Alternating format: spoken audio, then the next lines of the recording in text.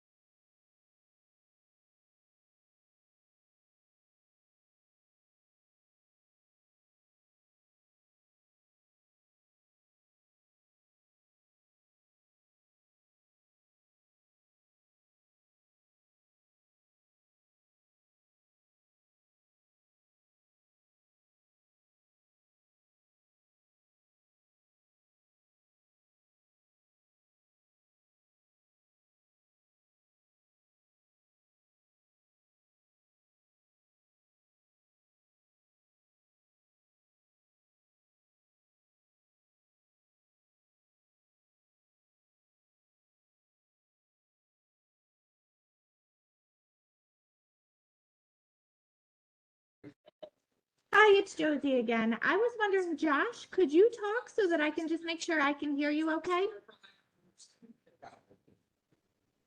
Yeah, can you hear me? I can. Thank you so much. Sound great.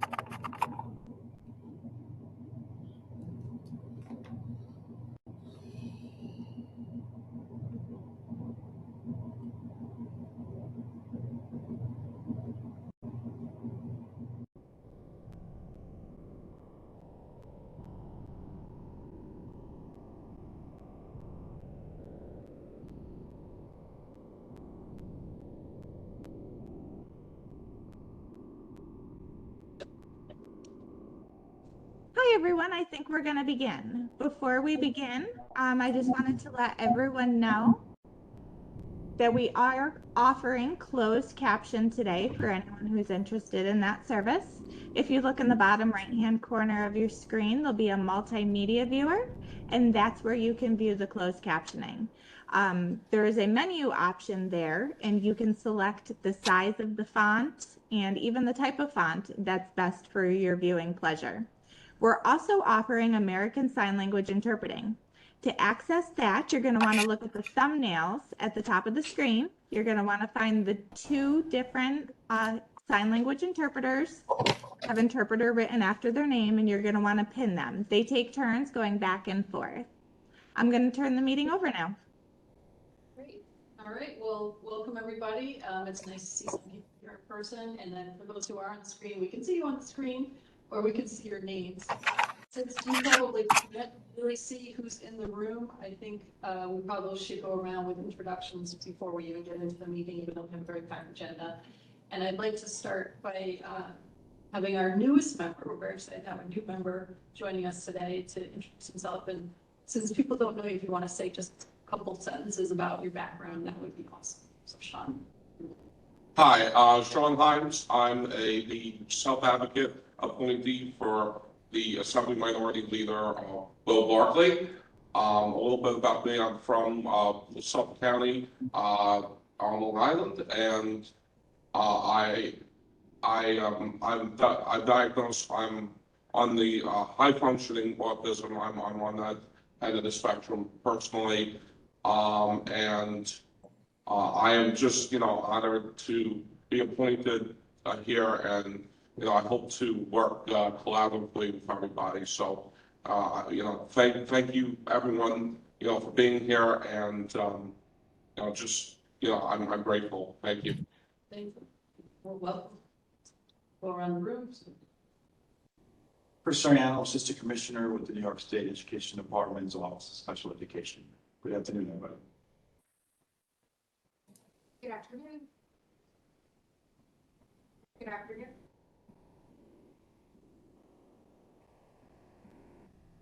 Hold on one second. Get the working microphone. Good afternoon. My name is Alexia Holden. I work for OPWDD in Legislative and Governmental Affairs, and I assist the board. That's all you do, Alexia.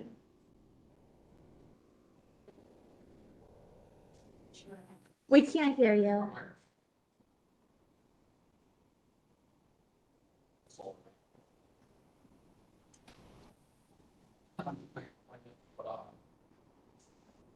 Hi, my name is Helen Yu. I'm a researcher at the Institute for Basic Research, which is the research arm of OPWDD, and I'm also the speaker for today.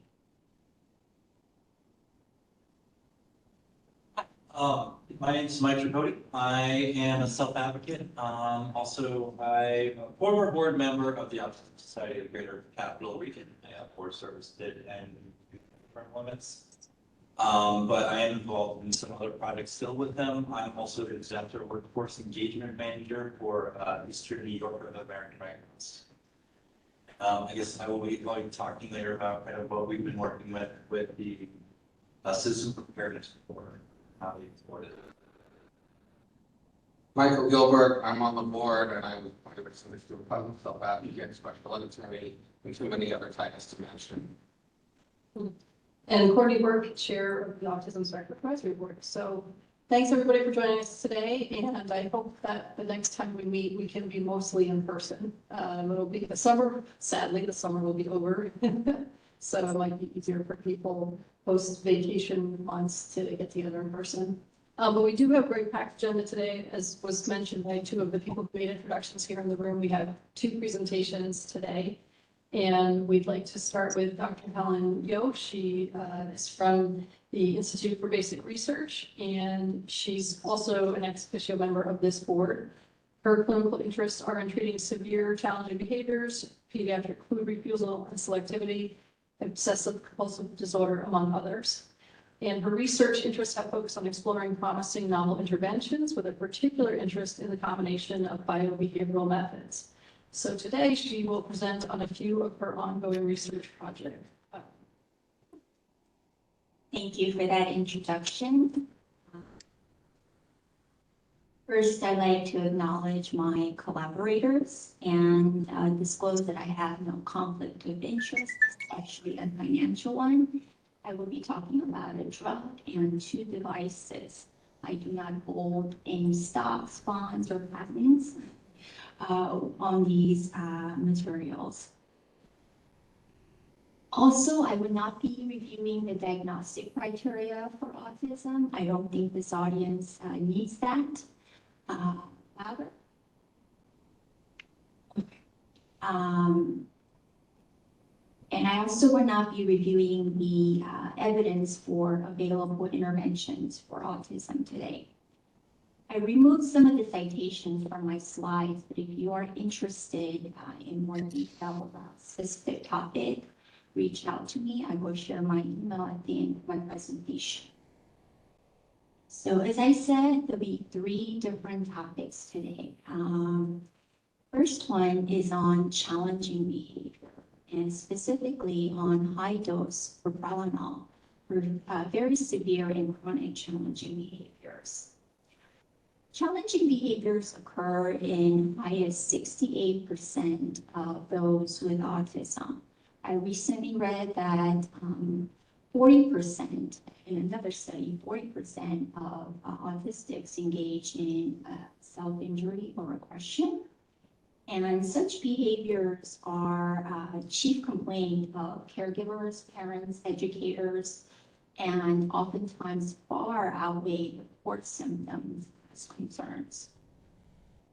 11% of autistic children have had hospitalization because of self-injury and aggression. And Medicaid expenditures are 10 times higher in this population due to inpatient psychiatric care. But those inpatient psychiatric care are not appropriate. They're not equipped to deal with this population. So we need more treatment options. We know that function-based behavior interventions are very effective, but they're very expensive. And locating providers who work with older adolescents and adults is very challenging. And even with an effective intervention, it has to continue to some degree, like diet and exercise. It's not something that happens for a couple of days and discontinues. There are 2 antipsychotics that are FDA approved for challenging behaviors. Those are Abilify and Risperdal. But they're associated with diabetes and, as many of you probably know, a quick weight gain in many children and adolescents. So without meaningful treatment, there are risks of injuries to self and others, and such behaviors jeopardize school placements, vocational training, residential placements, and I haven't even mentioned what happens to the family life, to the parents, siblings, other caregivers, and the stress that they face. So what is propranolol? It's a blood pressure medication, one of World Health Organization's essential medication. It's discovered by Sir James Black, who won a Nobel Prize in medicine for his discovery. At low doses, it helps with performance anxiety. So musicians who give concerts take it to stabilize their hands and not be as nervous. It helps with stage fright. It helps with memory consolidation in PTSD. And even newborns are given it for their strawberry marks on the skin. In the 80s, there was a lot of research in intellectual and developmental disabilities regarding propranolol on challenging behaviors. But they were case studies, anecdotal at best. None of them used rigorous designs. So today, there are concerns regarding the safety and evidence for efficacy, and that has limited its clinical application. Our group looked at 46 patients over a 10-year period who received propranolol for their challenging behaviors, and their ages range from 8 to 32 years. Average was 16 years. And 85% of them showed much improved or very much improved outcome. This is very encouraging.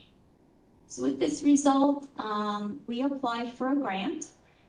In fact, it was the New Jersey Council on Autism that funded this study. We started the study in mid to late 2019. It was a double-blind, placebo-controlled and crossover study, meaning both the doctors and the family were unaware whether the participant was receiving the real drug or the placebo, and each participant received both the placebo and the drug, but the order was the secret. Okay. And unlike other studies where the doses were set from the get-go, the parent and the doctor met every week and talked about how they want to titrate based on the participant's response. So every participant received different doses. Not knowing that COVID was going to hit us, we designed the study to minimize travel. If you know a little bit about this group, they have a very difficult time being in a car, especially traveling on public transportation. So we required one visit for medical vision, another one for IQ. So 2 maximum in person, all the remaining visits were by telemedicine. People who were included in the study were between the ages of 12 and 30 with autism, and they had to engage in severe and chronic self-injury, aggression, destructive behavior that posed a risk to self and others. They also had to meet a cutoff according to the physician as well as the parent. So they had to meet a number on 2 different scales, and of course have medical and cardiac clearance. Unfortunately, we didn't meet our recruitment goal. We ended up with 6 participants, 4 males and 2 females. 50% were people of color. The age range of the participants were 13 to 19 years, average of 16. And violence score about 50 and nonverbal IQ of about 63 overall. And I'll show you the last participant, P6's data in a little bit. He was the last participant who just finished our double-blind phase. Now I'm jumping into the results. This is a physician-rated result. On the bottom, you see propranolol when the participants were on drug versus placebo. Here, lower score is better. The physician rated people better when they were on propranolol than on placebo. Each dot represents a person in that phase. Next slide shows parent-rated outcome. And you can see the parent agreed with the doctor that the participant did much better during propranolol than during placebo.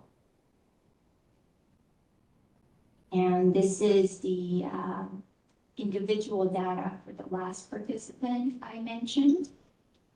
Again, lower score is better. The top graph shows the parent response, and the bottom graph shows physician response. So this guy received placebo first, and then drug. He was a 13-year-old. who engaged in very severe aggression. He would punch himself, make verbal threats to his family that were quite scary.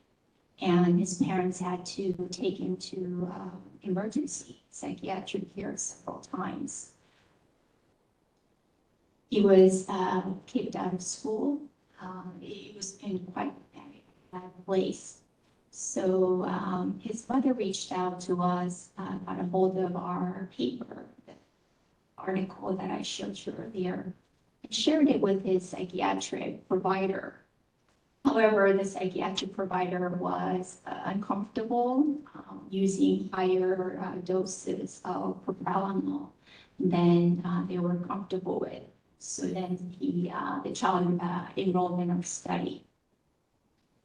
So as you can see during placebo, it was pretty consistent. Things were pretty bad. I think the physician may have thought that he was on drugs and see lower scores, the red dots going a little bit lower, but then it went right back up towards the end of the placebo phase. And then during drug, both the parent and the physician agreed that the challenging behaviors were going down. So this study is finished. We completed the double-blind phase. This guy is in an open label phase, which will end in a few weeks. So where do we go from here? The study's done. We have a really good outcome. About a week ago, we submitted another grant asking for additional funds to conduct a more rigorous study, a larger sample size. Now I'm going to switch gears altogether and talk about an entirely different topic. And the topic is on brain stimulation.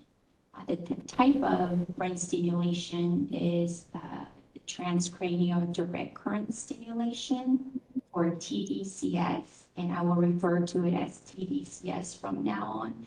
It is a mouthful. This study is currently recruiting. So if you know of someone who may be interested in participating or volunteering their children, reach out to me. And this study is also funded by the New Jersey Governor's Council. So TDCS is a very safe, non-invasive brain stimulation technique. It uses a very weak current delivered by electrodes to the scalp. It's thought to increase brain plasticity by stimulating the brain circuits. And it's thought to maintain those cortical changes even after the stimulation has ended.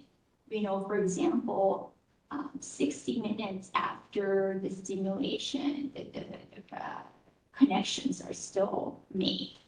Whether the connections go beyond that time is a research question. So simply put, it is thought to make other treatments work better. Whether it's medicine, behavior analysis, or physical therapy, when you combine it, it's supposed to enhance the effects of the intervention.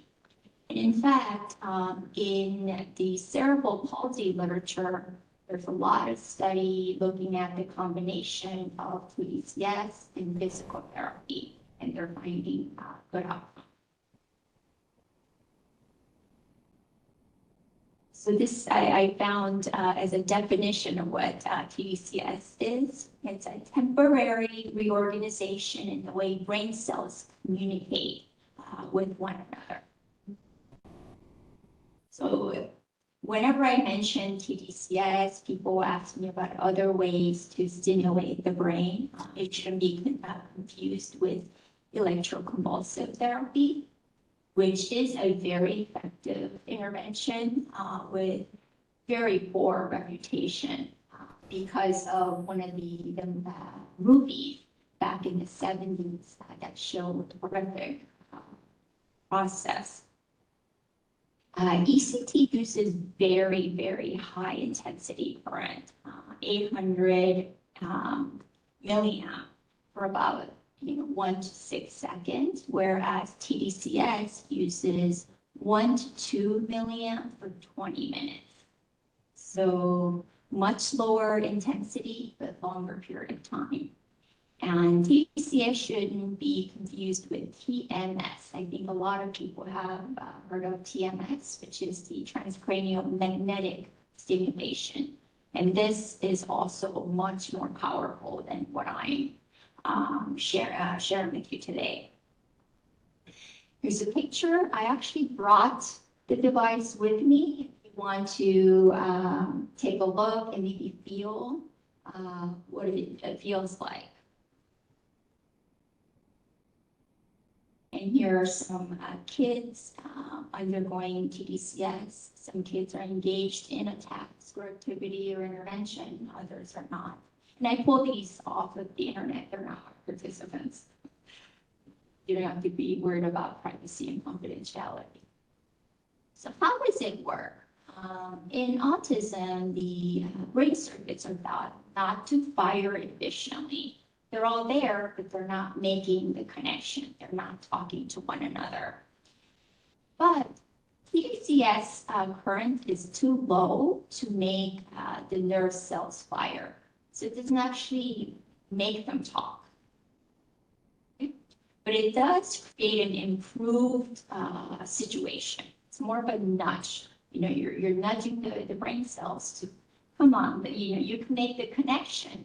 And when you add an intervention, an effective intervention is when you enhance the outcome, making the neuromodulation more efficient. And when you do that, you're improving learning. But what is it really used for? What is it approved for? Well, it's actually approved for depression, and that's where most evidence is. But it's also used for pain after spinal cord injury, and to improve activities of daily living after stroke, epilepsy, OCD, and internet gamers, online gamers use it to increase their hand-eye coordination. And even the Air Force is in on it. They looked at the effects of TDCS on multitasking and concluded that they did better with information processing when they were given TDCS. Many children diagnosed with autism make significant progress in learning with behavior analysis, but there are others who show very modest improvement in learning or plateau in various skills. In particular, executive function deficits are very common in children on the spectrum, and we speculate that that may be due to reduced functioning of the prefrontal cortex, your forehead area. And that is our study's target area. Right now, using a biological method for improving learning, memory, cognition is a largely unexplored area in research. There were a few studies done in ASD. Some were open label, meaning, again, no research design. There were better designed studies, and overall they showed improvements in the symptoms of autism, psychosocial functioning, even in problem behaviors. But none of them actually combined TDCS with behavior intervention. So is it safe? You hear brain stimulation. You don't want to hear it, right? It sounds scary. In 2016, there was a study published on the safety of TDCS, and they looked at over 33,000 treatment sessions over a 15-year period and found that there was no serious side effect. And among children, they reported similar temporary side effects to adults, which included tingling feeling under the electrodes and itching and reddening under the electrode. I've actually tried it. I turned a little pink where the electrodes were applied, but the redness disappeared within about 10 minutes. So for our current trial, who can participate? We're looking for children between ages of 5 and 12. We selected that age because by 5, most children are diagnosed. And we capped it at 12 because we wanted to avoid variables that may come into play during puberty. And the children must be enrolled in an ABA program, whether at school, center, or in home, supervised by a licensed behavior analyst. They must be on stable medical and behavioral treatment 4 weeks prior to enrolling in the study. And they have to tolerate wearing the TDCS headset. It looks like this for those of you who are here. And the EEG, which I'm wearing on this screen. So it doesn't look as scary. It's bulky. But I learned that with few desensitization trials, teaching trials, children do tolerate wearing it. The EEG is only for 5 minutes. It could be very long, 5 minutes. I'm going to skip over who cannot participate. So how long is the stimulation? Each TDCS session is 20 minutes long, conducted during ABA therapy. And I discussed with the parent and the behavior analyst what to target. So thus far, we've had a group that targeted preposition, pronouns, and I'll show you a case study where the parents and the behavior analyst selected vocal imitation or echoing, imitating sounds. So behavior therapy is kept constant, and we're trying to capture ABA therapy alone and in combination with TDCS. And just like the drug study, every participant will receive both active stimulation and phase stimulation or sham. It's the order that's secret. So when you enroll, you will be assigned, or when a child enrolls, not you, but they'll be assigned to either group A or group B. And group A receives 20 active sessions, and then baseline, and then 20 phase stimulation, then baseline. Group B receives phase stimulation first, then baseline, then active stimulation, and baseline. So I don't have any data in our clinical trial to show you today, but I did insert this case study that was done a couple of years back. This is data from an 11-year-old autistic boy who was receiving ABA in their after-school program. He was referred by his mom for the absence of speech. He did have some scripting once in a while, but those are rare. And the behavior therapist had introduced imitation before. It was too difficult for him, so they shelved it for, I think, close to a year. So we agreed to bring that back, introduce it to the child, collected baseline here. So this is just ABA therapy. And you can see he didn't do too well. He wasn't making those imitations. With a combination of behavior therapy and TDCS, his accuracy improved a little bit, but noticeable. And then when we withdrew brain stimulation and just left ABA, we still continued to make progress. And no side effects were observed. So again, the study is enrolling. Now I'm going to talk about what happens in Vegas. Non-invasive vagus nerve stimulation for intellectual and developmental disabilities. But first, I'm going to step back and talk about the autonomic nervous system. Like the name says, it's a collection of neurons that controls unconscious bodily functions like your heart rate, digestion, and your brain manages all of this even when you're sleeping, which is amazing, right? And the autonomic nervous system influences social behavior and emotional regulation. And vagus nerve stimulation, again, another neuromodulation technique, influences the autonomic nervous system. Autonomic dysregulation is observed in autism quite frequently. You can observe the dysregulation as early as birth through 18 months, including during sleep. And the dysregulation is also present in other developmental disabilities, including Rett syndrome, Fragile X, and seizure disorders.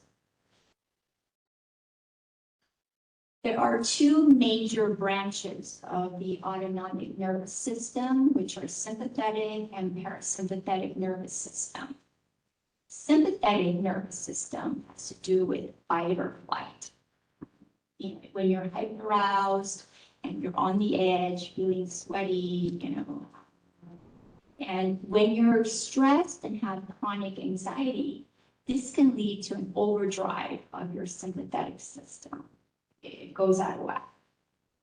On the other hand, parasympathetic nervous system, it helps to control your rest and digest.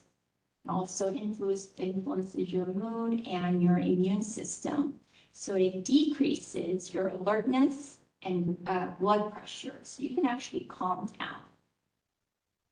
The vagus nerve is the main nerve of the parasympathetic nerve. So it helps you calm down. It promotes relaxation and to get you to a restful state. So the improvement in mood is a side effect of activating the vagus nerve. You with me? Yeah. Okay. All right. In autism, there's a decreased vagal activity that's been associated with autistic behaviors and language impairment. And higher vagal activity has been shown to predict better communications later in life. On the right, you'll see highlighted in yellow vagus nerve. And on your left is the vagus stimulator, which I brought. Want to try it.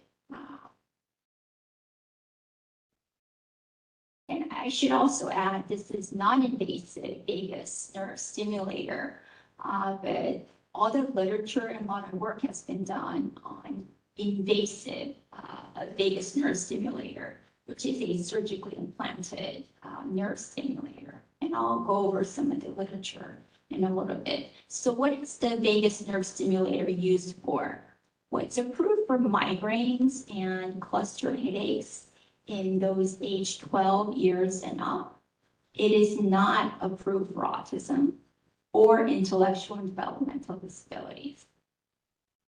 It may benefit epilepsy. It may benefit treatment-resistant depression, anxiety. I recently received a breakthrough designation from the FDA for PTSD. And it may lower inflammation in autoimmune conditions like Crohn's and arthritis. FDA has approved implantable, surgically implantable vagus nerve stimulator for treatment-resistant depression, obesity, epilepsy, and for epilepsy, it's approved for children 4 and up. In the invasive vagus nerve stimulator literature, there's a pretty significant decrease in seizure activity. But the literature, the researchers also found that there's an improvement in the quality of life in those who received surgical implantation. They observed improvements in alertness, verbal communication, memory, and school and professional achievements. But more interestingly, when you compare people with autism with non-autistics, people with autism showed a significantly greater improvement in mood compared to those who don't have autism. And same findings in other developmental disabilities. Landau-Kleffner is a seizure-related disorder. They found better alertness and mood. Same thing in Rett syndrome. In addition to a reduction in seizure, 100% of those girls exhibited increases in alertness. In another case study of someone with severe autistic behaviors, tumor in the hypothalamus and epilepsy, again, significant improvements in mood, achievement, and even a reduction in aggressive outbursts. Again, this is a surgically implanted device, not the one that we are studying. So safety regarding the one that we are studying, non-invasive version. It's approved again for children 12 and up. Side effects are relatively mild and temporary. Some may experience coughing and hoarseness. Who can participate in our current trial? Children and adults aged 12 to 40. Any intellectual and developmental disability, as well as autism. One must be able to tolerate wearing an Apple Watch. We are measuring motor movements as well. EEG for 5 minutes and sit for neurocognitive tests, all of which occur every month. One must be on a stable dose of medication for at least 1 month prior to enrollment in the study and agree not to change anything about their medication or therapy during the study. And here's a long list of people who do not participate. I'm not going to go over that. So how often is the vagus nerve stimulator used? It's used twice per day, 2 minutes each. 2 minutes in the morning, 2 minutes in the evening, so 4 minutes total. And the device will automatically shut down after 2 minutes. In this study, we designed it because we don't know whether it's effective. Maybe it's just a waste of time, we don't know. So we're giving each participant an option. First option we see at the very top is 1 month of vagus nerve stimulation. So if at the end of the first month, the participant and their caregivers decide, it may be helpful, but we want to give it another month. They have the option to extend it for another month.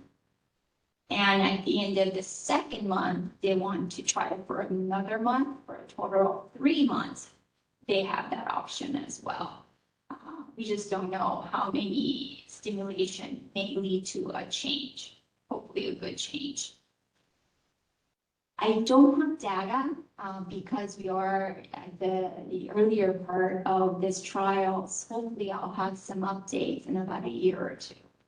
I'm going to stop there and take any questions that you may have. And here's my email if you'd rather contact me directly. Any questions from those in the room?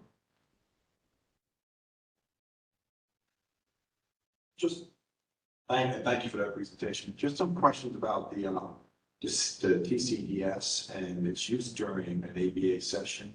I'm struggling to see how that's not what we would consider in New York an immersive intervention, particularly since it does leave marks. And it's simply using an electric. Right. I guess a strict definition, I don't recall the definition of that. It's difficult for me to say here. It's a approved method for various different disorders and conditions. And in research, especially in autism and developmental disabilities, we borrow from other neuropsychiatric disorders to see whether it would also help with this population.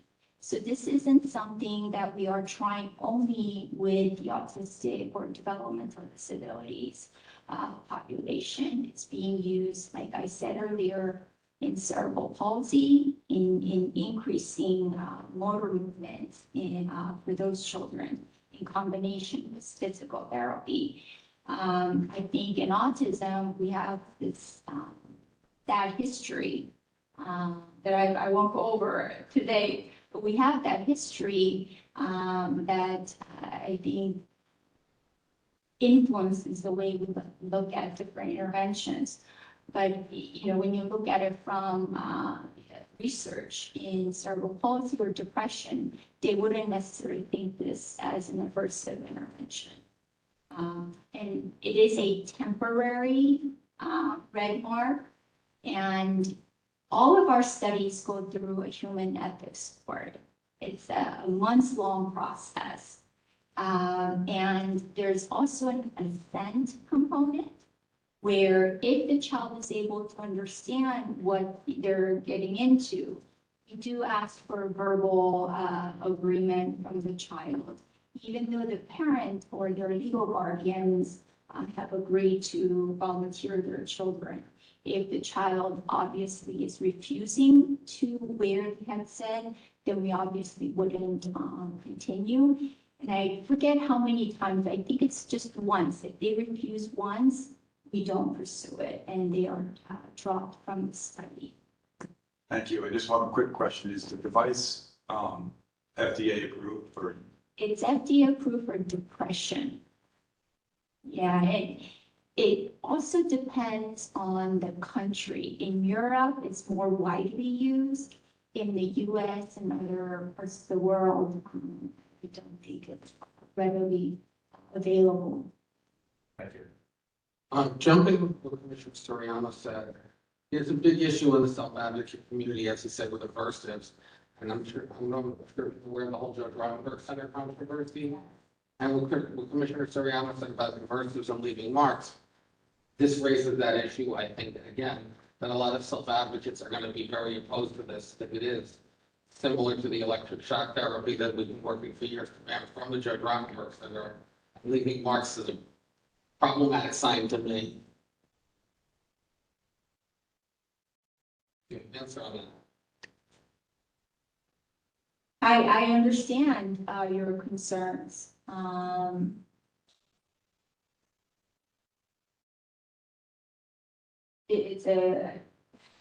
My answer to that, I think is more of a, you know, because we're trying to enhance learning, it is a side effect. And again, it's temporary. It's not long lasting. And I brought the device so that you can try out how it feels. I didn't know it's not long lasting if there's no long-term studies on this. Well, the redness goes away in a few minutes. But you don't know what the psychological effects are long term. Right.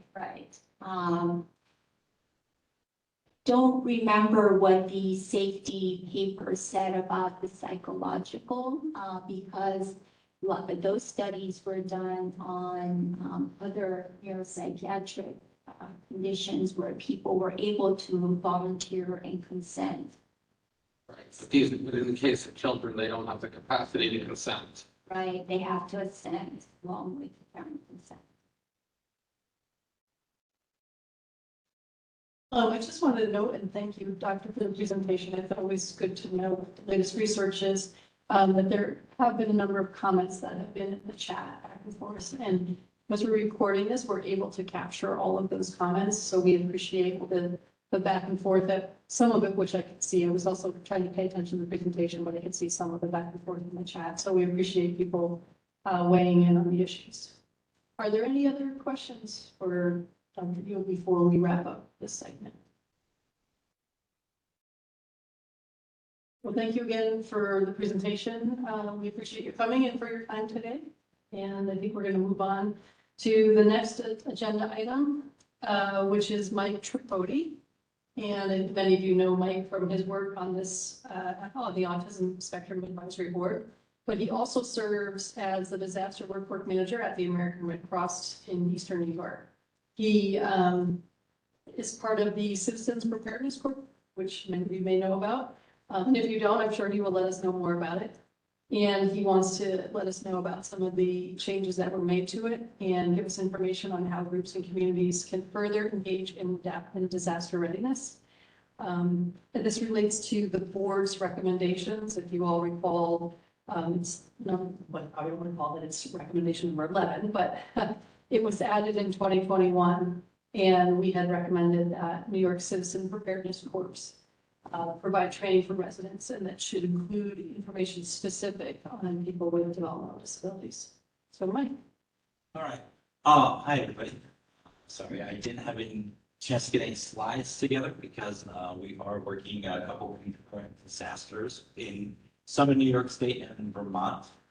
And actually, I'll talk a little bit about at the end about kind of some things that emerged from the large scale responses down in Orange County and Putnam County that the board might want to consider addressing further after the Citizen Preparedness Corps. So what the Citizen Preparedness Corps was, it was a program that was started actually I think all the way back towards the 10.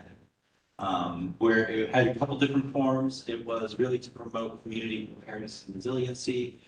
Sometimes they would have a grant-funded position that would go in the community and create what are called citizen corps. So if you bring together the community organizations, so like the Red Cross, Salvation Army, schools, businesses, like for example, Price Chopper, would get together in that specific county and kind of convene and say, okay, if a disaster comes through, who's going to do what agreements do we make? Pretty much most importantly, get everybody's phone numbers. So that way, oh, okay, I need to get food. Okay, let them call the Price Chopper. The Price Chopper will drop off a pallet, water, So that was kind of what that was originally started. Then after Hurricane Sandy, the Citizen Preparedness Corps was modified to be more of a disaster preparedness training. And it's administered by both the National Guard and the Red Cross. So what we do is we go out in the community, like schools. Well, actually, Citizen Preparedness Corps is usually high school and up. It's mostly for adults or community groups, so like churches, faith-based communities, Boy Scouts, Girl Scouts. Like, for example, I was this morning at a Boy Scout camp. So we go into this, and it's really about disaster preparedness. And so what we did was we actually they redid the course pretty recently, and we were actually had some advising on that to how to modify, especially in the handbook, some of the wording, making sure we also included items like, for example, if you have sensory items, if you have certain medical needs, making sure that there was inclusive language too. So like we got rid of the term special needs and appropriate for place of disability, stuff like that, and the disability community, really making it a lot more inclusive. And then we also made sure, like, for example, there is a page on kind of, other needs, because everybody has different needs, and it's kind of hard to really have a program that covers everything. So, like what I need is different from what you need. And so it really is it's hard to kind of get that balance between, you can't list out every single item that every single person might need, because then you're going to have, volumes and volumes of different things. So we were able to modify it to make it a little more like, so like, for example, remember your sensory inclusion needs. Remember your, if you need a specific item like a weighted blanket. Kind of getting into that. Then also promoting community partners to have items. Like, so for example, the Red Cross, we have sensory kits that we can, in a large scale disaster. Unfortunately, we're working on getting them in the smaller scale disasters, but we can order them, they show up in 24 hours, and it's like a weighted blanket, the noise canceling, like the earmuffs type thing. and, in a vintage mode. So it's really promoting that. So we did have input on that and worked with, the Deputy Commissioner at, Department of Homeland Security and Emergency Services who was on that. So we were able to modify that to make it a lot more, include some stuff around autism and sensory and some of the other invisible type disabilities that are often forgotten about in disaster. A lot of people think about mobility, okay, making sure that we have accessible showers, making sure we have accessible that, but also that sensory accessibility, because shelters are very chaotic, loud, putting 1,000 people in a gymnasium. So I know myself, I found out the hard way, shelters are not conducive to me. So that's why I moved it right across to our planning sections and disaster workforce management. So we do have that now included. The books have not come yet. They were sent out for publishing last year. So hopefully we'll be receiving them soon. But they do have a presentation that is given. It didn't have a lot of the changes that we made because that was more in those handbooks that are given out, where it comes into your personal disaster planning. So they actually have sheets where you can actually, it's kind of like the ones you've probably seen them where you put them up on your refrigerator saying, here's all the emergency numbers, here's the contact information, here's where supplies are located, stuff like that. So it's really included in that part of that preparedness handbook. But we did, have a lot of success. Department of Homeland Security, really, really worked with us in a very collaborative way. So it was great on that end. Now, the thing that's kind of really emerging, especially after the Orange County floods and the floods over in Vermont and also the other various disasters, is that we're starting to see some of these smaller disasters. So, and for scale wise, our regular disasters are your single family home fires, your multi-family home fires. So, for example, we just had an 8-apartment fire in Cohoes. And we're seeing some of those smaller disasters that are not on those big national radars. We have a lot of folks who have not just intellectual disabilities, often stuff like that, but we're seeing a lot of people who are on disability, with the disability requirements. You can't really save money, so you can't have money to put away towards a hotel, or you don't have that. So it's really, that's kind of one of the things that as more and more people, especially with the effects of long-term COVID, more people are going on disability and getting those services, and they don't have the means that if a smaller disaster that doesn't have a federal declaration or doesn't get state money, are struggling to find, they can't pay for a hotel, so they have to go into a drop-in shelter, which is, again, especially around autism, it's a gymnasium or it's something where you're in a big, large, crowded room, it's not too conducive for your recovery. So that's something that that might be a future thing that the board could explore, looking at some of the laws. So if you're on disability in New York State, what does that look like? How does that affect your disaster planning, your recovery? And is there a way the state can intervene? Because for example, sometimes depending on what your situation, you may not be able to have more than $2,000 or savings account. So, that $2,000, that's about a week in a hotel, depending on where you are. It could even be 2 days, depending where you are in New York State, if you're downstate in the city. So that's something that is really, is now that we got the basic information out there, it's really how do we now work through the different agencies to kind of provide that support on those intermediate disasters, where it's not enough to get a federal declaration where FEMA's going to be coming in and giving you money. For example, right now in Orange County, it was not enough to get what's called individual assistance, but it is enough to get public assistance. So they do fix the roads, they can fix the infrastructure.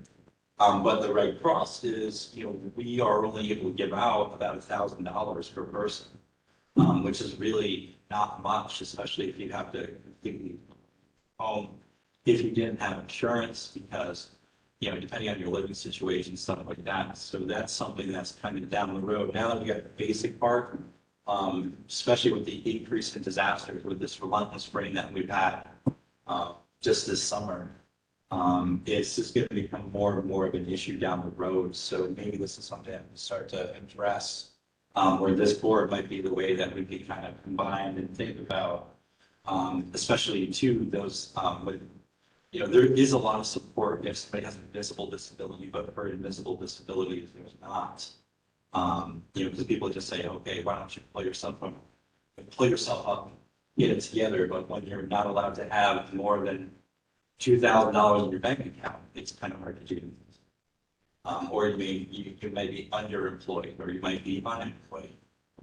So it's, even myself, I was underemployed for a very long time.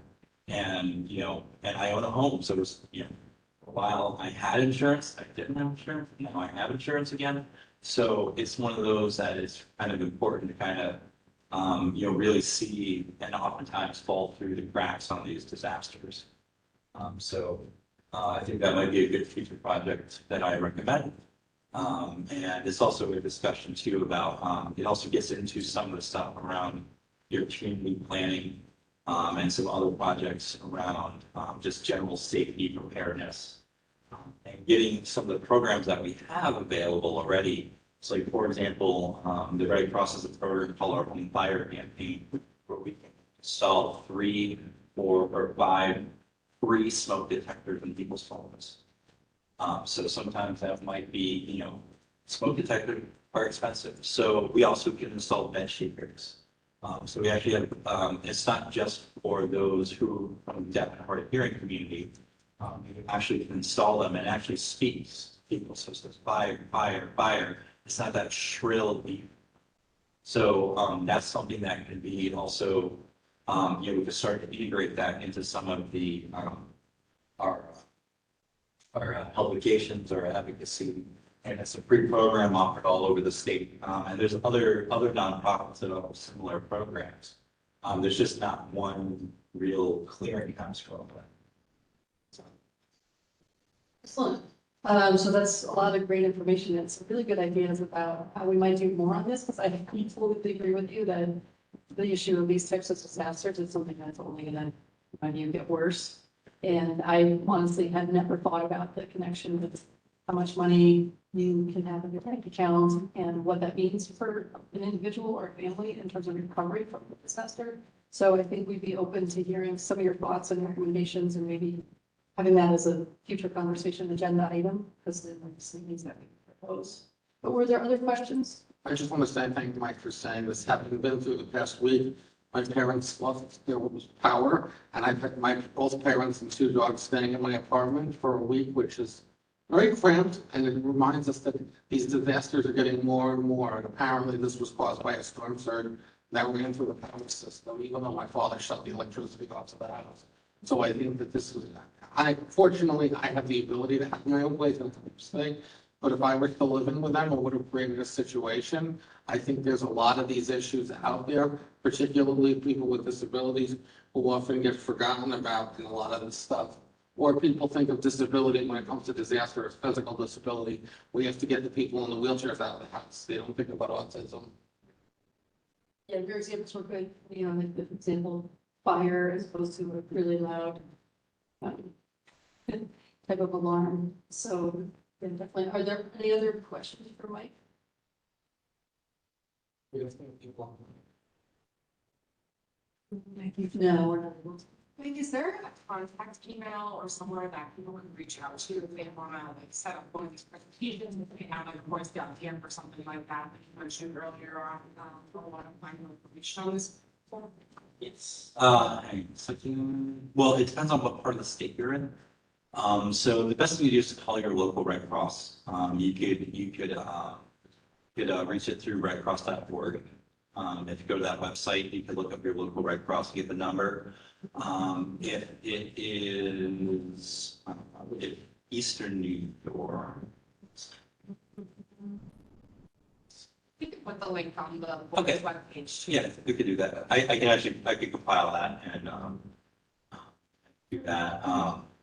Yeah, so it'd be calling a local Red Cross. There are also, we could also put the, lines, there's a hotline you can call for to get the free smoke detector installations too. And that's based on the individual household, so it doesn't need to be a group. And it's again, free. We've actually, locally, within the 27 counties that we cover in Eastern New York, we've actually saved 70, well, actually, we're now up to about 80 lives saved through our smoke detector program. And nationally, we are getting close to 2,000. What are the different benefits of the smoke detector? So this is you can get regular smoke detectors. They're the 10-year New York State compliant ones.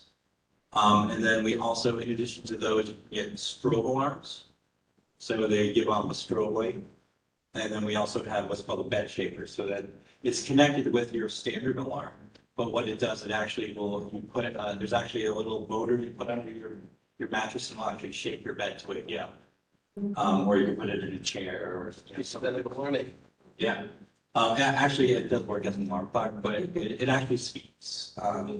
So I know some people with the shrill, the shrill alarm will sometimes actually Cause more of a problem.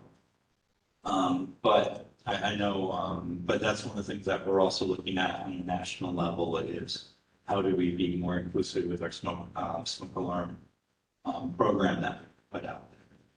So we are working with some of the national organizations.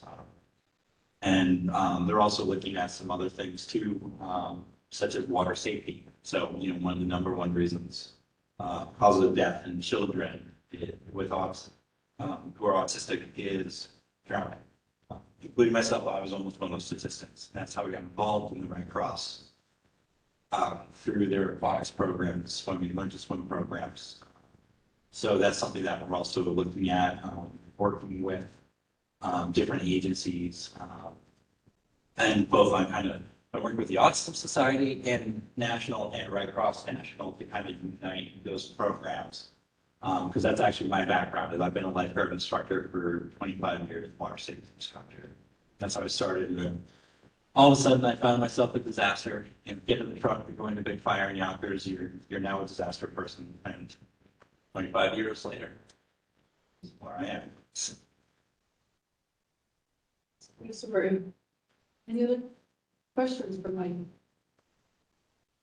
There was some nice comments in the chat that you probably didn't see because you were looking the other way. So thanks for the great presentation. Okay, I think we're ready to move on. Alexia has some presentations on some of the membership policies for the Autism Spectrum Advisory Board and some of the changes that have happened recently. Hi, everyone. So as Courtney said, my name is Alexia. I'm for WDD board. Last board meeting, I just used the slide, please. We started a quick discussion on the memberships of the board. We did a review. We noticed there was a lot of vacancies, study members that haven't been around for a while and don't respond to communication from the board. And we had a very small self-advocate, non-appointed committee that we wanted to talk about proposals to expand that as well. So this first slide is in regards to removal of members. So for appointed members, we can't exactly just remove them because they're appointed through law by their appointing authority. But one option would be that members who have missed 3 consecutive autism board meetings, they haven't replied to any board communications or direct email to them or direct phone call. At that point, I would have the authorization from the board to contact their appointing authority, let the appointing authority know what I just described, that the board would like someone else appointed to that position. And then really the only other option for removing appointed members is we just leave it as is until the term limit expires, which on the next slide, I had that, but all of the 2 slides. But everyone who's appointed, your term limit expires July 10th of 2026. So that would be 3 years from now. So if we take that option, it's going to be a while until someone can be reappointed to that role. Right now, in this situation, we only have 1 member that is appointed that meet all these requirements. So just looking to get board's input on if you're comfortable with me going forward and contacting the appointing authority and asking for a new member, if you want more outreach to that individual or whatever it is.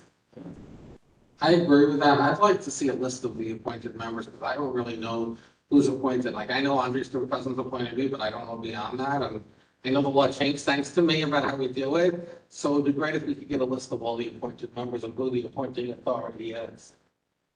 Yeah, I have that internally, and then also on the web page is just the appointed members' names. It doesn't show the appointing authority there, but I'm happy to send you that list. And just, I mean, this is very similar to how we handle our appointed members on some of our panels at the education department. And the only thing is, you're including in that, prior to contacting that agency, the appointing agency, there'd be outreach and written feedback to the member before you move to that level. Is that maybe? Yeah, direct emails, direct phone calls, voicemails. I think if Alexia has made 2 or 3 inquiries to the person and not heard back, it's perfectly appropriate for her to be appointing authority. Yeah, and I think, so it's, they missed 3 meetings in a row, and then up there, so the language is clear, have not replied to direct outreach via email and phone. Maybe we say 2 tries or something like to direct outreach. 2 emails and 2 phone calls. And voicemail. As long as this is not an incredible amount of work for you, which I hope it isn't. That shouldn't be a lot. We'll go with option 1, but maybe 2 emails and 2 voicemails. Meetings, no emails back. And you'll send us a list of all the permanent members, so we just know who's sent with the appointing authority. And then for the non-appointed self-advocacy committee members who are inactive, we have more of these than we do appointed members. Same exact outline, they haven't been to 3 meetings in a row, haven't replied to any board communications, and then haven't replied to, we could change this one also to 2 direct emails and 2 direct phone calls. For these ones, some of them I don't have a phone number, so I have been searching everywhere, but I can't find a phone number, unfortunately. We could, with this one, we don't have to reach out to the person member, we can just remove them from the ASD board webpage, and then remove them from the meeting notice moving forward. Or another option for that is we could leave them listed for a full year of inactivity and not responding or attending a meeting, and then that just be the policies. If you're inactive and aren't responding for an entire year, and you're looking for self-advocacy committee. Also open to creative ideas or any other options that anyone can discuss. So you said this one was more of a challenge than the first one.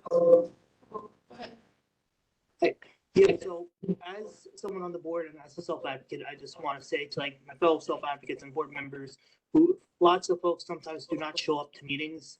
And I know like we give lots of leeway and stuff, but just as someone on the spectrum, if you are on this board, especially if you're on the spectrum and you just don't show up, like you should probably just drop out, because there are lots of other people who would actually show up. And by folks just like not showing up over and over again, it's like you're taking up a spot where someone who actually wants to help out could be. So it's extremely, in my opinion, it's extremely selfish. So again, I'm just speaking out of my opinion. I think the honorable thing to do is if you're like, hey, I'm probably not going to be in for 2 or 3 meetings, just drop out. And I feel extremely strongly about that. I know that might be controversial or something, but I gotta speak my mind. The neurodivergent people in New York deserve way better, and we ought to give it to them. Appreciate that, Josh. Thank you for registering. Any other thoughts? Yeah, I just want to know, does anyone like have any opinion on that? Any of my fellow board members? Because I think the fact that we got to this point is kind of ridiculous. So does anyone have any opinions? Anyone agree, disagree? I certainly think that if there are people who really want to join and there's people who are not. Oh, there are people who do want to join. I speak to people all the time. Yep. No, that's helpful to know. Oh, yes. And lots of people are quite frankly disgusted when they find out how many people consistently do not show up. It's, I hear jokes because now, since I've constantly talked about the board, right, to people. So I hear jokes from some people. They call us the lazy board because people don't show up. Like, that's horrible. But I can't, when they say that, I'm like, well, you're not wrong because they don't show up. So, like, we are doing such a disservice some of you may think, and again, I know I'm not going to popularity contest here. I already know that. Some of you may think it's a flex, like, oh, oh yeah, I'm on a state board. Oh, I can put this on a resume. It's not flexing. You're not doing anything. You're just taking up a spot where someone who could be doing something, should be doing something, could be. But it's not something like that. If you're using it for flex, please just drop out. Please just drop out. We need people in who actually do stuff. How many? I just want to also point out, because I've been a little discussed about this. How many of you realize that a bill passed recently? A bill S5169. Does anyone know what that was? You should all know about it. Does anyone on this board know about it? No. That bill is about the neurodiversity strength flag, which we discussed. It passed the state senate. I had zero help from any of my fellow board members, any of my fellow advocates on the board members about that. This should be something that my fellow board members are talking to me about, wanting to get involved in. The fact that none of you have wanted to, that's like, what are we doing here? It's quite frankly, it's upsetting. And I know people who want to be a part of this board, who want to do stuff. And lots of folks here they don't even bother showing up. So I think we are not in an optimal position right now. I think we need to clear house partially, in my opinion. And I think we need to get folks here who are willing to do stuff, go above and beyond, and we could greater serve the people in New York. That's what I have to say about that. Thank you. Thanks, Josh. Thanks. I just want to note on the next slide, we will talk about how to add more members, and you can definitely share your thoughts then, and you have some good thoughts on how to get new members into the Senate. Yeah. I just want to add that the legislation last year that I got in the past does require self-advocates on the board now, on the appointed part of the board, so we have that part in place, which didn't originally exist. Just real quick on option one, how do you manage the ands? So if you miss 3 meetings, but you reply to board communication, you get to stay on. You have to meet all 3 of those criteria to be dismissed. And is that language entitled, intended to allow for exceptions? Somebody has a medical issue or something, they still want to be on the board. Right, I think that's part of why it has the and, because if you miss 3 meetings in a row, but you might have had some unforeseen circumstance. But once we reach out to you a couple times and you're still not responding, then I think at that point, that's enough prize. Yeah, I think we're just looking for any type of email, like, hey, I'm still interested, I want to be a board. That's fine. There's no real threshold for. Yeah.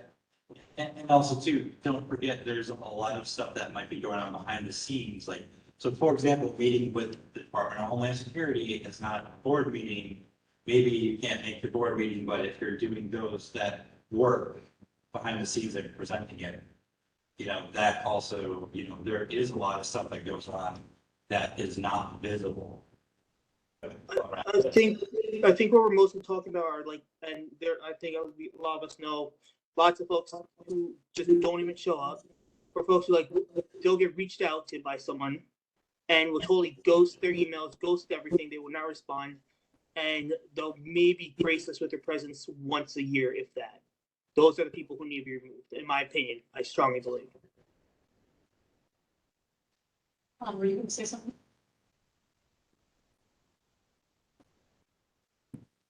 Yes. Oh, okay. I agree with Josh's sentiments. What was that Senate bill again? S5169. Oh, I'm sorry, that's S, I want to write this down, S. Okay. Yes. About the flag, S5169. Now, for folks who are interested, which should be everybody on this board, that was a bill about the neurodiversity strength flag, which we voted on and did all that a while back. It passed unanimously. Every single state senator voted yes on it. Now the next session, we just need to get the assembly to vote. I forgot the exact title of it in the assembly, but you could look it up. You'll find it, and then it goes to the governor's office. But the fact that most folks here, I guarantee, had no clue about this is also just evident why I think I strongly feel we should clean house a little bit. Well, I think that's a A vote, it's not an official vote, but it's support for option one. So people are with option one for the removal of non-appointed self-advocacy members. And I think if they respond and say they have a medical emergency or something, you deal with that on a case-by-case basis.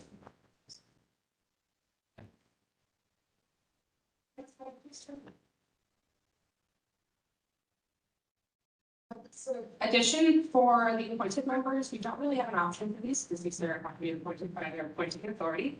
But I can proactively let the appointers know that they have open appointments, just to give everyone an update on that. The board currently has 5 open appointments, 2 which have to fall within professionals in the field, 2 self-advocates, and then 1 family or self-advocate, because Michael's bill at the self-advocates portion. And some of those have been filled, so that's really great since I'm then. putting myself, what does it mean family or self-advocate, limited to that part? That's just how the law is written. And the old part, someone's family by themselves, even though the idea is that that part's going to just be family, you never deleted the or self-advocate at the end.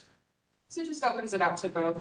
But those are the openings right now. And I can reach out and I will reach out to their appointing authorities just to let them know. And then I suggest any board members who may have connections there or anyone they want to suggest to. Just let me know, which are the 2 self-advocate appointing authorities that are open?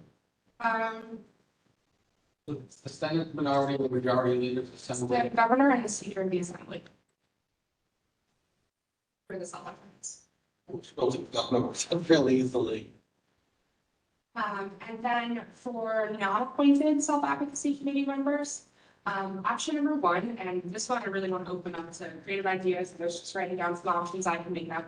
But board members can propose individuals that they believe would be good members for the self-advocacy committee, share their information, and I was thinking a statement of interest with me, who would then share it with the full board. If no one has an objection, they can be placed on the committee. I think this could also go hand in hand with option 2. We could do both of these at the same time. Individuals who are interested in joining the self-advocacy committee can submit a statement of interest and an optional resume. They'd like to include that to the ASC board email address, and I would share it with the rest of the board for review and approval. Could post this also on our webpage that we're posting for new members, self-advocacy committee, any outline that members feel like they would want within those individuals. Anyone has any creative ideas on how to get new members? I think option 1, only because that seems quicker. And again, I'm not going to win a popularity contest here, but I think that the board is totally not in optimal shape at all, and we definitely need people on here who will do things from day 1 as quickly as possible. So option 1 looks quicker, so I think it is in the best interest that we go for option 1. Well, I think we can vote for both, and I would personally advocate for vote for both, so that there's the ability to include people who might not be known to us. Okay. I would like to propose a third option. So for state ed, we have a state rehab council, we have a membership committee. And one of the things that they do is not only take applications, but they do interviews.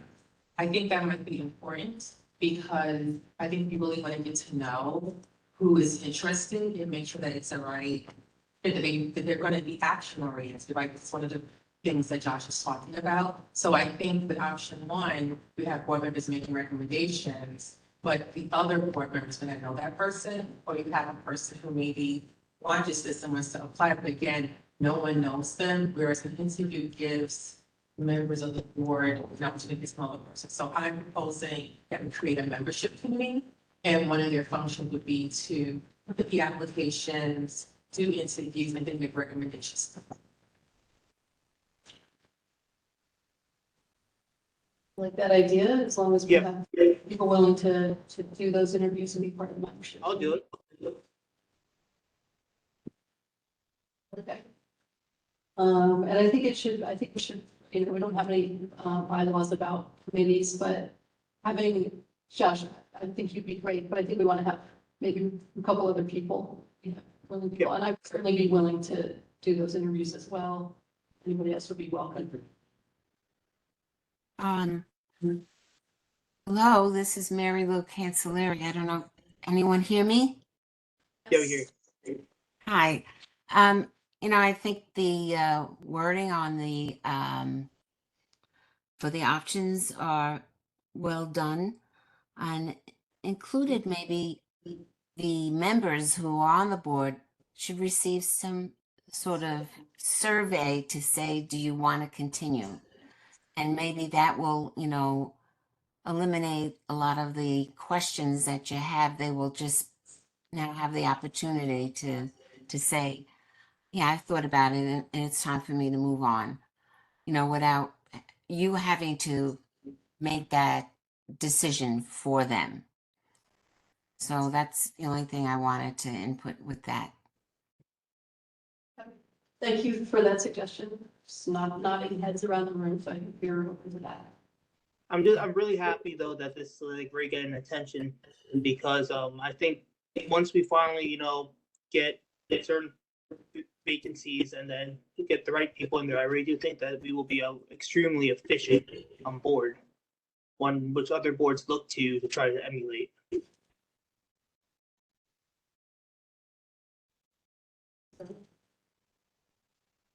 Yes, I think the idea of doing 1 and 2 and then adding in an interview membership committee would be really great. I can send an email out to the full board. I know it's end of July, so we have a couple members missing today that might have interest in helping out with that also. We can continue that discussion offline, create that committee, get something posted online so we can start expanding the self-advocacy committee.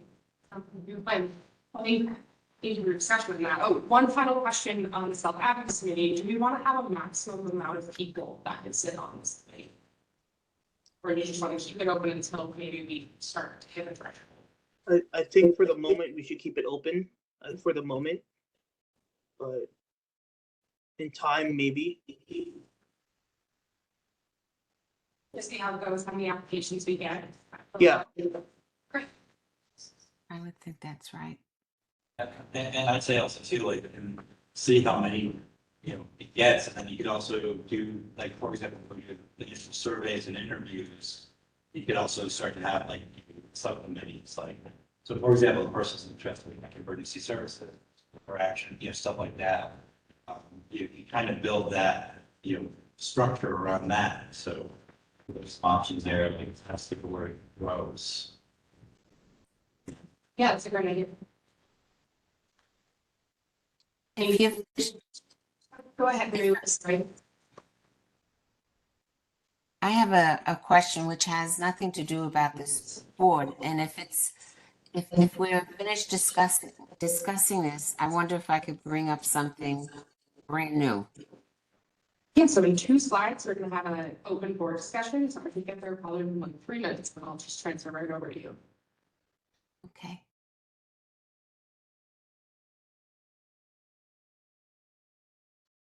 Josie, you might go to the next slide. I'll be really quick. These are some quick updates. As I already mentioned, there was a bill signed into law by Governor Hochul, which put 3-year term limits on the appointed members of this board. Everyone here who was appointed has a term limit of July 10th, 2026. You can be reappointed as many times. So at the end of your 3-year term, you can get reappointed by your appointing authority or a different one. I did send all appointed members an email about a month ago with who your appointee is and that term limit date. If you have any questions on that, please feel free to reach out to the board email or my email personally, and I can get you all the details on your appointment. Secondly, the next board report is almost done in draft form. We're going to review it at the next meeting to get the board's input and edits on that. If there's anything you wanted to specifically have included in there or wanted to know or would like to work with me on any of the sections of it, please reach out to me. Happy to do that. And then just a quick flag funding update. In the last meeting, we voted on a resolution requesting $9,000 from OPWDD to help with the advocacy of the neurodiversity flag.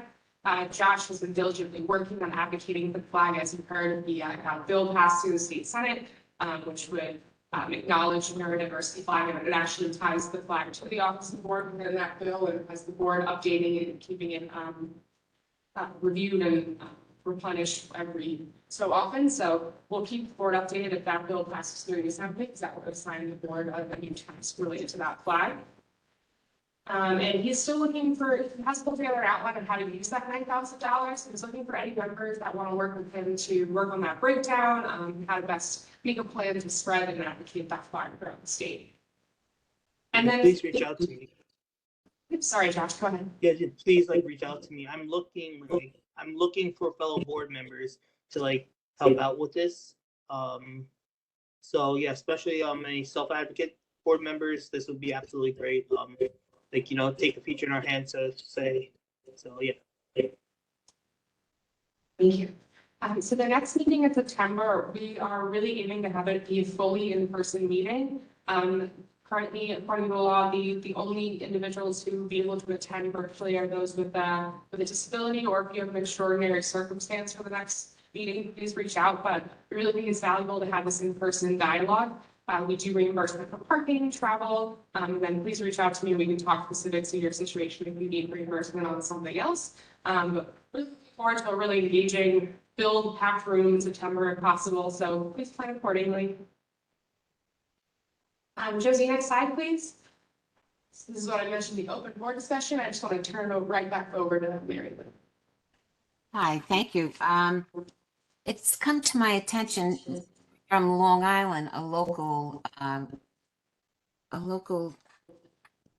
home that, for people on neurodiversity, that the group home workers are being so underpaid, and there's such a need for an increase in their salary so they can stay on and be trained adequately. And if they are not doing their job well, that there'll be someone to replace them. There was an incident on Long Island just recently that a group home worker assaulted an individual on the spectrum, and it was extremely disturbing. And when I spoke to the LifeWork, who is the company that employs the individuals that work on these life homes, it says because the state has stopped the appropriate funding of these individuals that need to make a living and work in these homes. So we need something to do to help, eradicate this problem. When Willowbrook was in existence in the 1970s, they said no more institutions, that we should provide community homes and be able to take care of those who cannot take care of themselves. Now you're putting them in homes with such dangerous individuals who don't care to take care of them. And I think if we have better people and better training and more money, the right kind of people will work there. It's a terrible crisis right now. Does anybody have a comment? Well, I definitely appreciate you bringing it to the attention of the board, and I think that designing systems around people, including people who have very complex needs, is something that perhaps could be done better. I don't know if it falls in the purview of this board. Maybe we can talk offline, Mary Lou, about whether this board could play a role in that issue. And if so, how we would present it to the group and potentially present some ideas that we could make recommendations. Well, I realize that we can't directly go to the governor, but we have, as has happened with the flag, advocacy that someone heard, someone's listened, and it's being recognized and duly so by the legislation. So this is something that needs to get into the ears of our representatives and has to be recognized as a crisis. And we're just a small, non-binding group, I realize, but have some power. Otherwise, what are we doing here if we can't do anything? If our voices don't matter, we're representing those who cannot speak. Agreed. So maybe Thank like you. Yeah, no, thank you, that we should brainstorm on how best to advance something related to this issue. Okay, thank you. Yeah, I think, no, I agree. And I agree that our voices need to be heard, especially that of the board, fully. Like Okay. that's absolutely just terrible. There are no words for that. Yeah. There are none. It's not acceptable. It is not.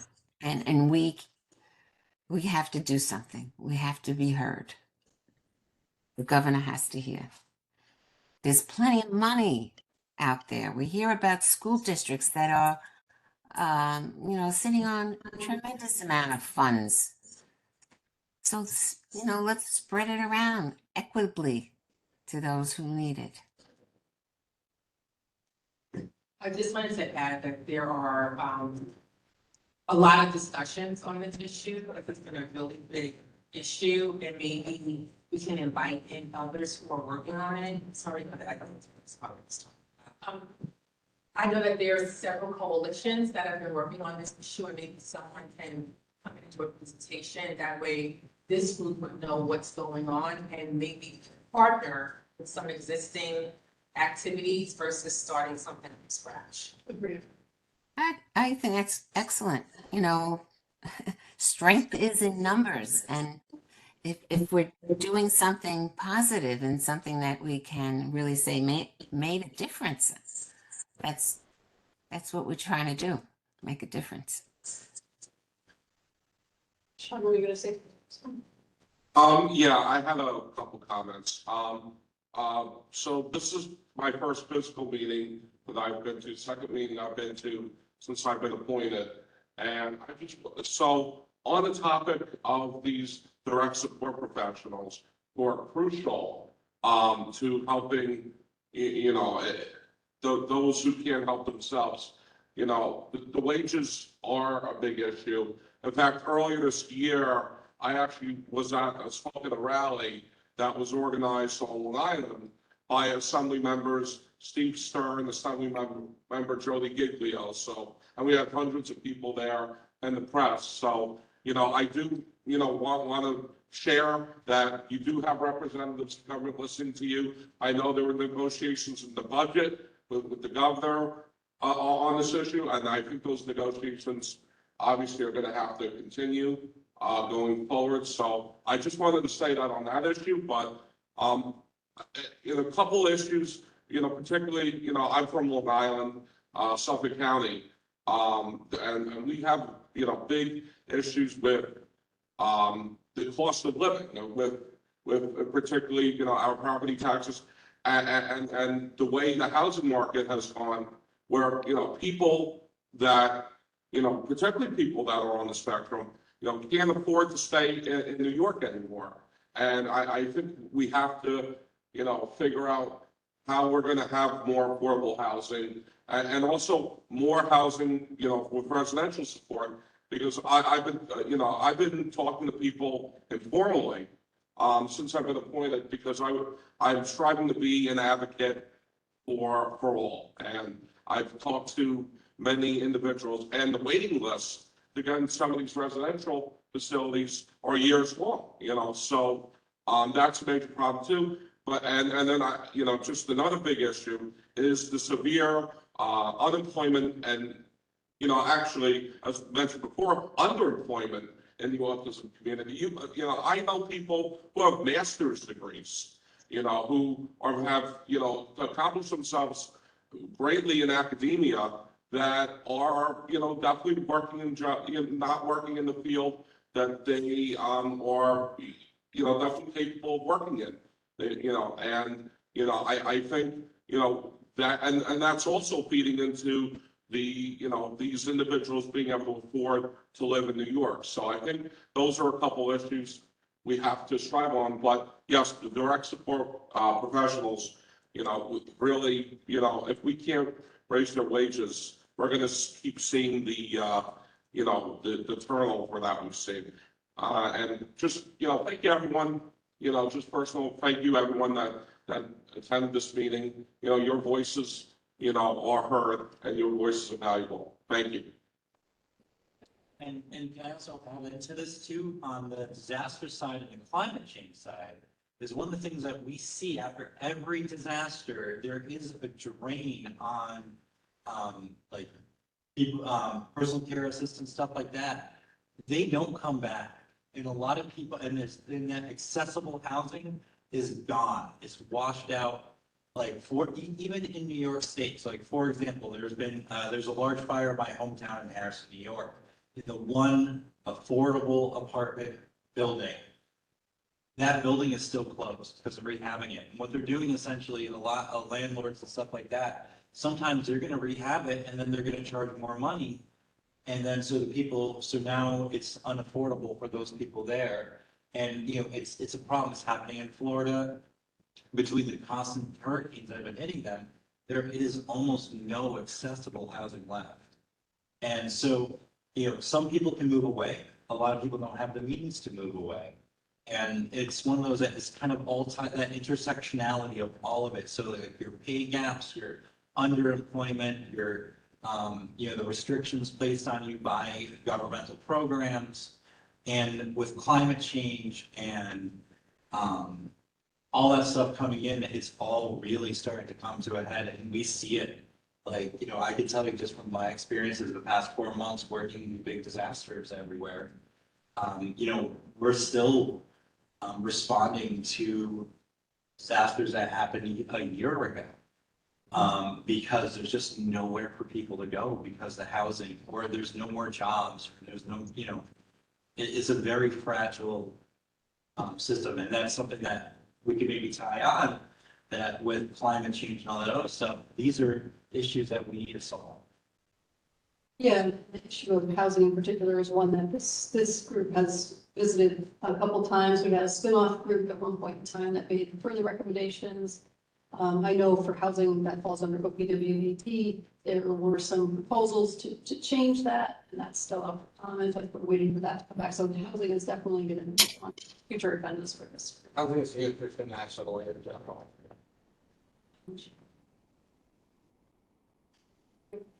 Well, these were some good issues that members raised today. Should we move on to public comment? Steve Cap has a hand up. Oh, Steve Katz, you have your hand up. There's what's been emerging for a couple of years, issue with the immigrants being bussed in. Do we know how many of those folks are on the spectrum or not neurodiverse, and do they need the services if they do, they would need the services of the state or OPWDD? So I know the Office for New Americans has been working on some of those things, I think along those lines. I'm trying to help New Americans that are out in our state who might have DD or need our OPWDD services with help. I don't want to transfer it over to Vicki, but Vicki, if you want to speak to the Ramirez June initiative that DVPC is doing, that might be helpful to this topic, but I don't want to kick over to you if you're in the middle of something. Oh, no. Yes, we have had a longstanding initiative with the Department of State, with the Office of New Americans, where we are providing some navigation services for people who are, new Americans, to try to connect them to the disability system. So it'll be 5 years when the program, we provide just pilot funding. So there is the need to sustain aspects of this program after our pilot funds end. But we've had a lot of great success working with this office and having them provide, services or linked to services for new American families that have children with developmental disabilities. Good to know. Thank you, Keith. I think we're ready to move on we're ready to conclude our official meeting. Move on to public comment. Okay. Well, thanks again to our 2 presenters, well, 3 presenters today, and all of the good comments from the board members. Okay, so now is the time where if you are a member of the public and you want to offer public comment, we ask that you limit your comments because we're short on time, and try not to repeat something that somebody else already said. What you do is you raise your hand, I will call on you and send you a request to unmute, at which point you can unmute and speak. The first person we have is Michael. Michael, you should have received a request. You can go ahead and speak. I have a 25-year-old son who's in self-direction. I've been involved in a bunch of programs around New York City. My question is pretty specific. Has anyone examined or looked at creating a fiscal intermediary that's parent or family owned? I don't know the answer. I'm looking around at others to see if we know that, but it seems like an interesting idea to me. And do you have any suggestions, maybe offline, of how we could potentially do it?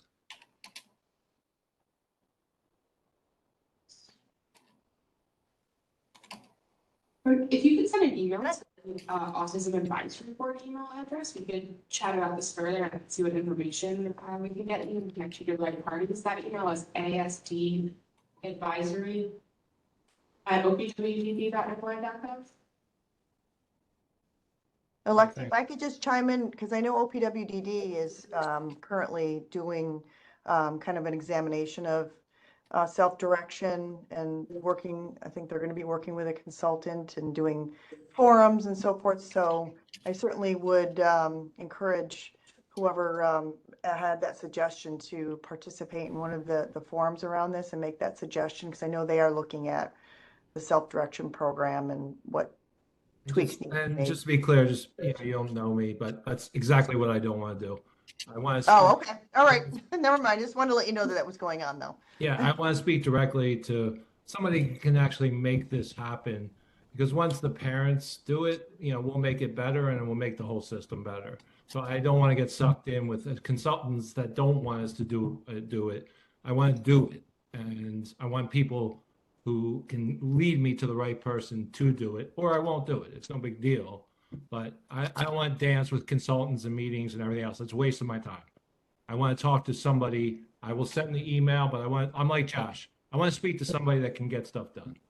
Nope, understood. Just wanted to let you know that they are looking at making other recommendations to changes and just All thought right, that thank would be you. incorporated, but sounds good. This is Josie. I just put the email address to the advisory board in the chat, so everyone has it.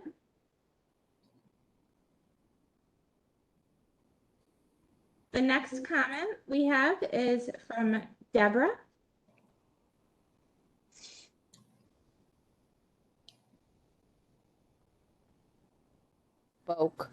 Contact New York City Fairs. No, they're not run by OPWDD. They're parents. And one or two of their members are fiscal intermediaries who are parents for self-direction. That's one. Number two, for many years, the statewide Family Support Service Advisory Councils, the 19 councils, we have been advocating with families across the state to raise the wages for the different direct care professionals. It's not enough, and we still have. So I want you to know this has been done for more than 20 years. And the advisory councils do also have families who have children within the autistic spectrum. So you could also pull some of them from the 19 statewide councils, because since their parents are children who have autism in the autistic spectrum, that may be a big help. And yes, Lynn Decker is on. Lynn Decker is someone who does what you need and could help you. And no, she's not OPWDD. She's a parent. So I hope that helps you. And I hope we also see some of you come to the statewide advisory when we have our meetings. Thank you. Good to talk. Good to hear from you, Josie. Thank you, Deb. You're welcome. Next, we have Leslie.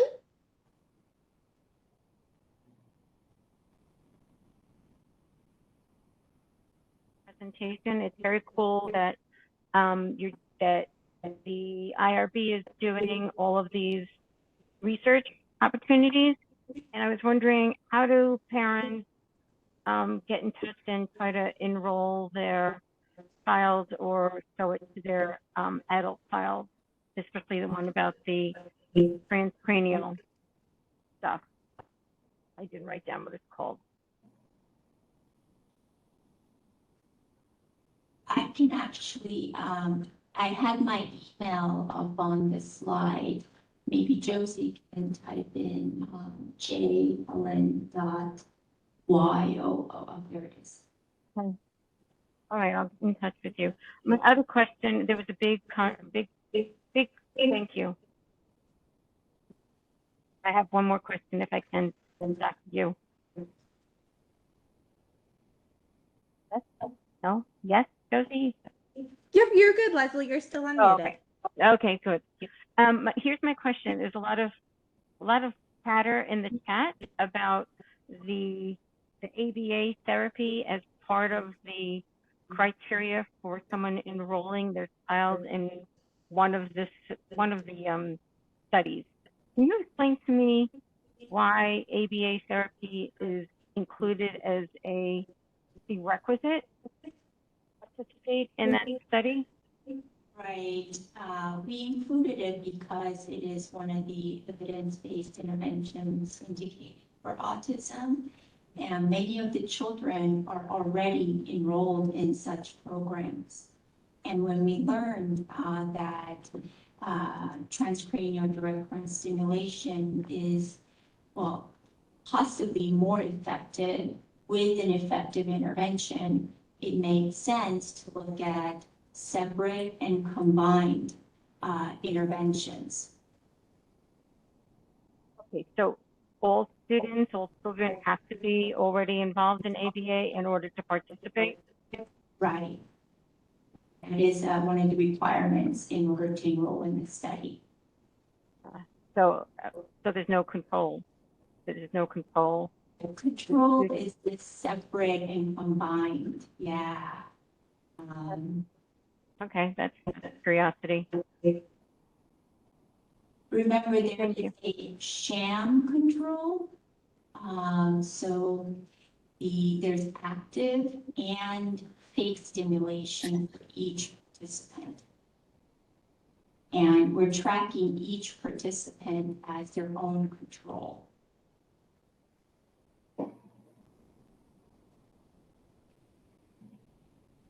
Okay, next we have Matthew.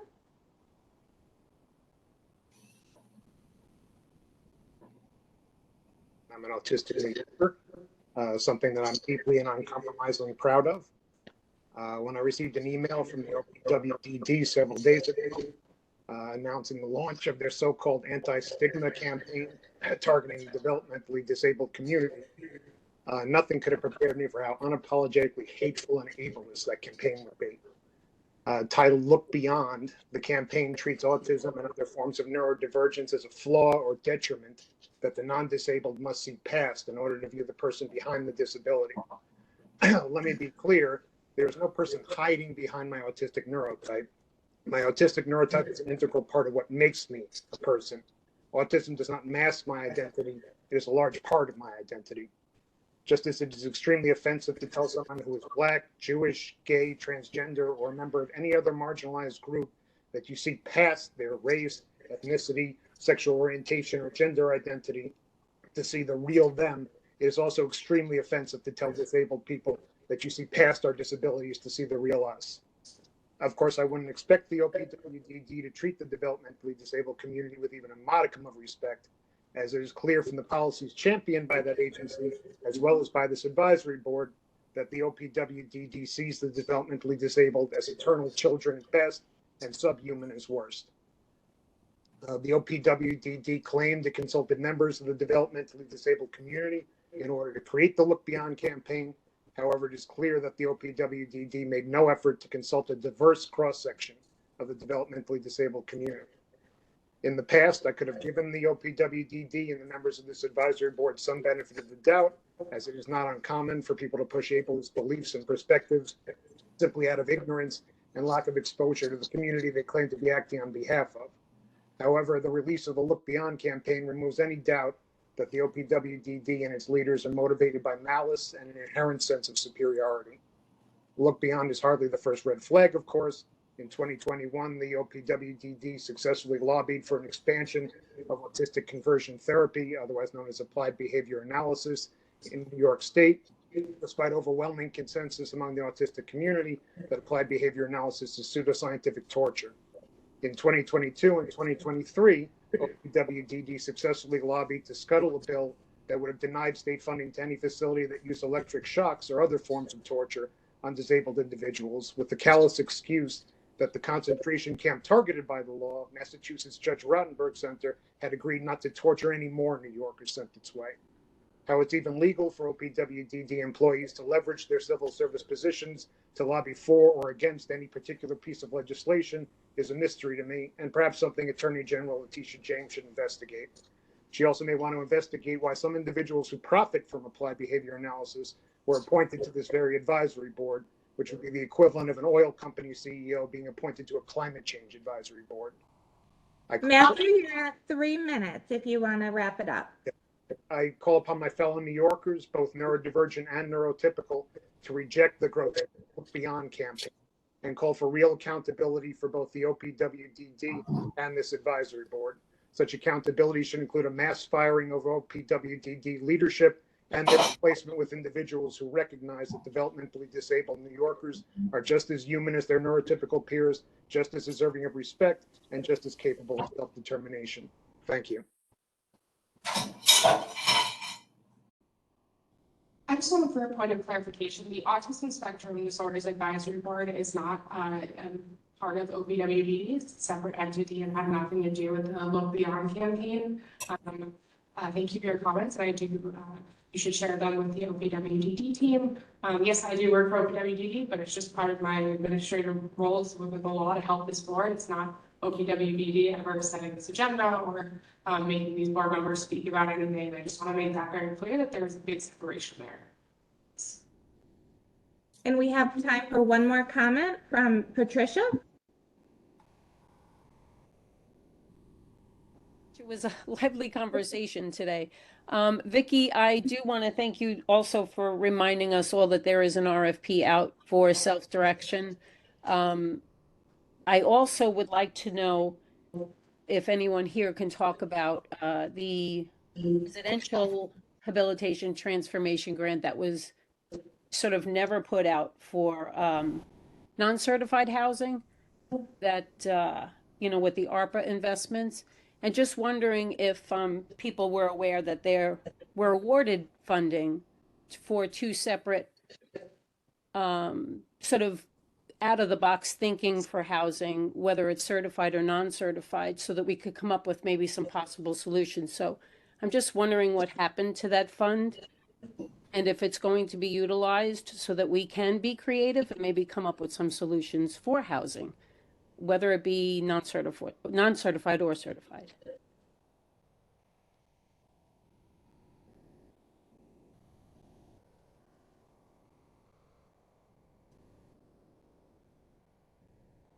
Yes, I'll just reiterate that the ASD board is not OPWDD. It didn't have any power or control over that fund.